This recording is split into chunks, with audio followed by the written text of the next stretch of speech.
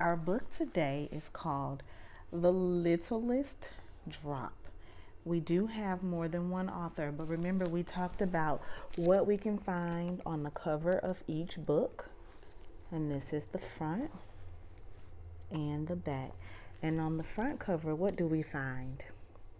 We find the title of the book, and we also find the author.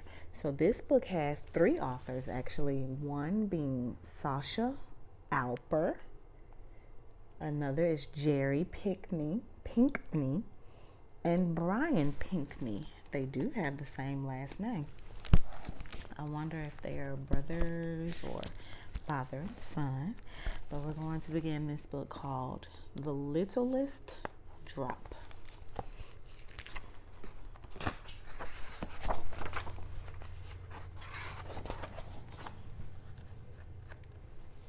The Littlest Drop. Can you see? Okay.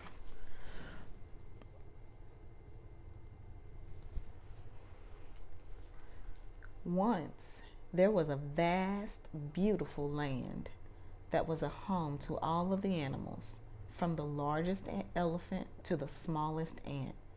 There was room for everyone.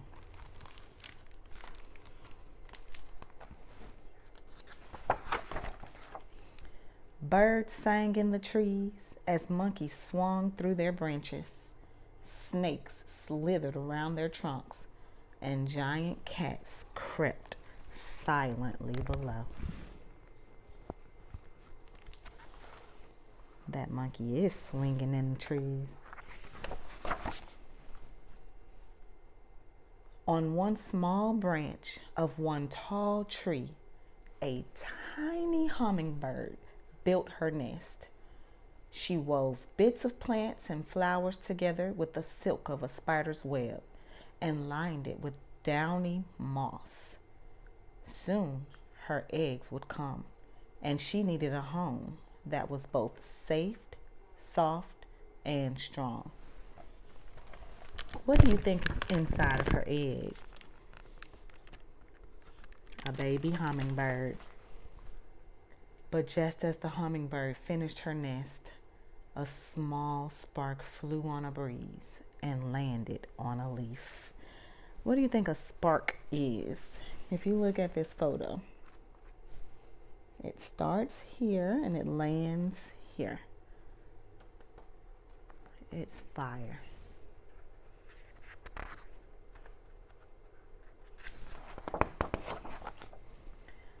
The spark started a fire which grew and grew and grew.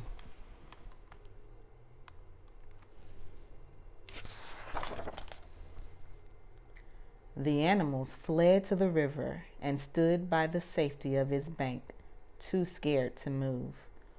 All except the hummingbird.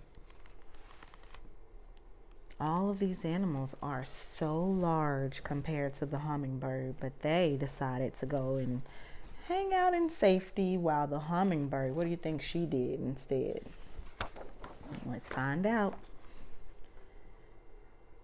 She thought of her home in the tall tree, of the soft, strong nest beneath her, and of her eggs that would soon be coming. And she knew that she had to do something.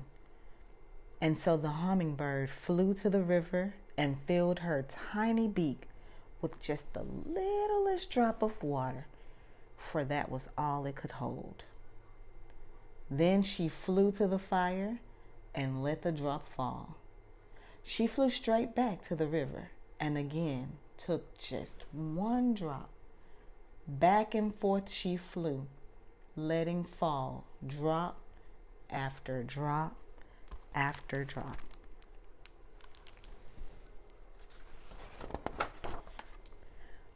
All the animals watched in bewilderment. Do you know what bewilderment means? That's a big word. It means confused. They don't understand why she was doing that. Some laughed, others shook their heads. Finally, the great wise elephant stepped forward and asked in her great, wise voice, "Hummingbird, what are you doing? You cannot put out that terrible fire. You are just a small bird." The tiny hummingbird fluttered her wings and answered in her tiny voice, "I am doing what I can."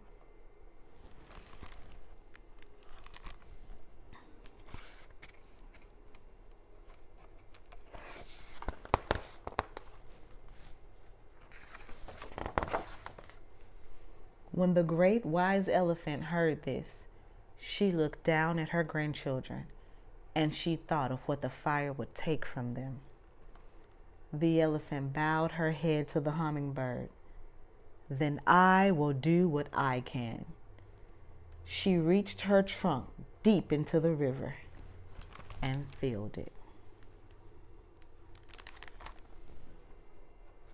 What do you think she's going to do with the water in her trunk? With the hummingbird flying above her, the elephant thundered toward the fire and sprayed it with great jets of water.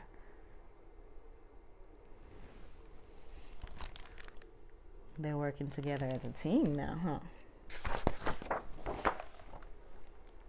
When the other animals saw the tiny hummingbird and the giant elephant working together, each doing what she could, they stopped laughing. They stopped shaking their heads. Even though they were scared, they thought of their own homes, and they said to each other, "We will do what we can." Sometimes when you're afraid, you still have to make choices and do things that can help you.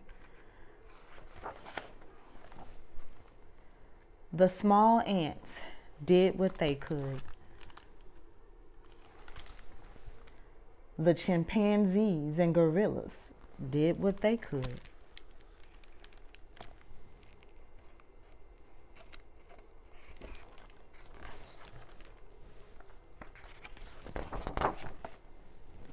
The leopards and the lions and the warthogs and the aardvarks and giraffes and hippos did what they could. And soon every animal was working together to put out the fire. Do you know what an aardvark is? So we know that's a hippo and a monkey. That is a warthog. That's a leopard and a lion. This is an aardvark, but it's also called an anteater.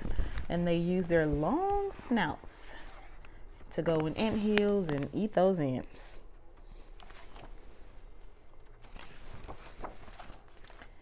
Still, the fire raged and it roared. Look how large that fire is. It looks angry, doesn't it?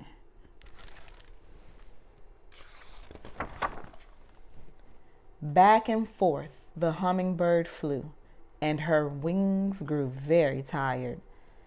Back and forth the elephant lumbered, and her legs grew very tired.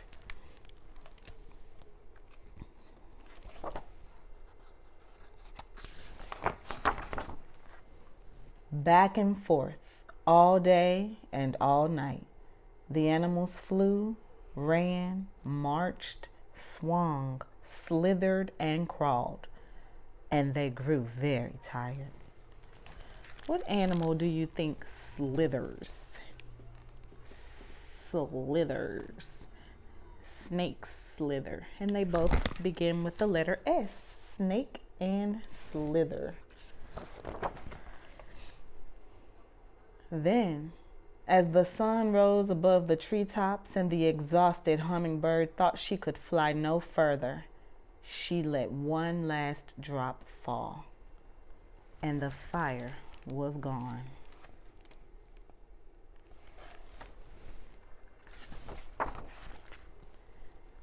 The hummingbird finally came to rest on the elephant's broad back and looked out at the land. That was the animal's home.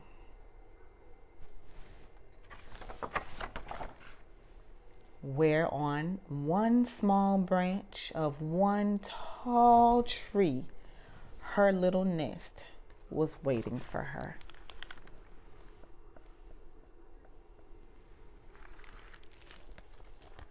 So, do you think if the hummingbird had flown away, the other animals would have tried to save their home?